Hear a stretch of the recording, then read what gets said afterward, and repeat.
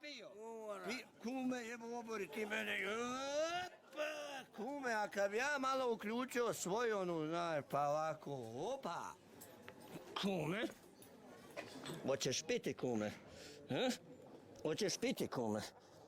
Hoćeš mene za vrat hvatat? A, kume? Pusti. Da, hoćeš mene za vrat hvatat? A, ko je ninja, ti ili ja? Aha. Nemoj da ovo sad uhvat, nemoj više piti. I kad ja kažem da te centriram, onda ću ja tebe centrirat. Gdje je ovaj ninja? Shaolin, gdje je? Cicko, gdje je Cicko? Ostan dole ležati, ja ću se centrirati sada, znaš? Odi ti drži. Gdje drži kamera? Ovdje uhvati, okreni se leđa. Pusti, jebo, krvke, jebo. Ja centriram fino i da mi budeš kum. Znaš, a ne da se zajebaš. Tako. Ne da Joža kaže ne može. Šta ne može? Znaš, ja sam sad Jure komandira roditelje spasio.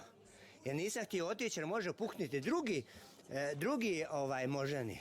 Pa ja dođem, a njegov čača borbeni, znaš, kaže ovo je naš. I nemoj se zajebavati sa mnom. Jer će Joža i ti dobiti. Znaš, je u redu? Osam tako malo odmori. Ti imaš brata